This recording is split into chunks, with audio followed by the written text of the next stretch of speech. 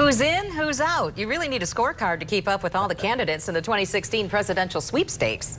Or you need to keep up with 24-hour News 8 political reporter Rick Albert, who is following all of the ins and outs for us. Rick joins us now with the latest developments and some expected in the next week or so. You know, when we started this big board, we had a dozen or more potentials. Well, now we just have the people who have actually already said they're going to run for the Republican nomination. Those who are officially in.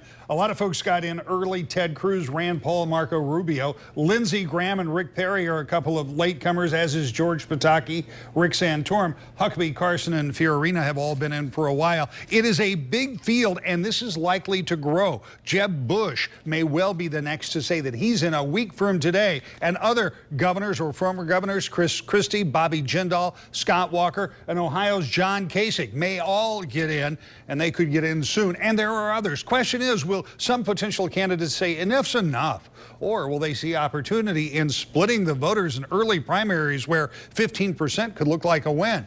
Other big question, debates. Further complicating the matters is the networks are only going to allow the top 10% in those debates, or actually the top 10 candidates. Those who poll the best in the weeks leading up to the debates in August will be invited for the major debate. Others will get a chance to appear prior to that, but that creates kind of a race within the race for candidates on the GOP side.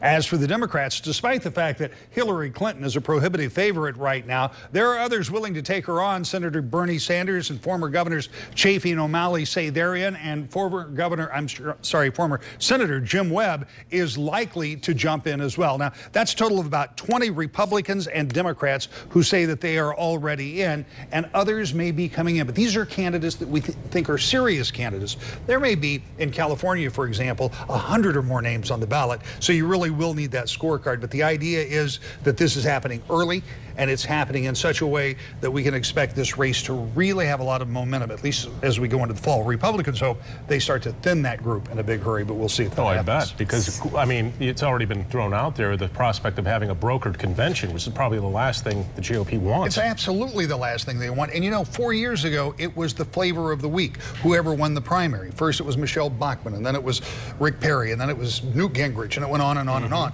The ultimate, and what many people thought was going to be the eventual candidate in the person of Mitt Romney happened anyway, but he was so beaten up by the time he got there. And they're trying to hopefully pull that back this time. They have fewer debates than they have them earlier, but nobody could have counted on maybe as many as 16 or 17 candidates by this time next week. We're running out of room. Just so exactly. many. I need some more monitors.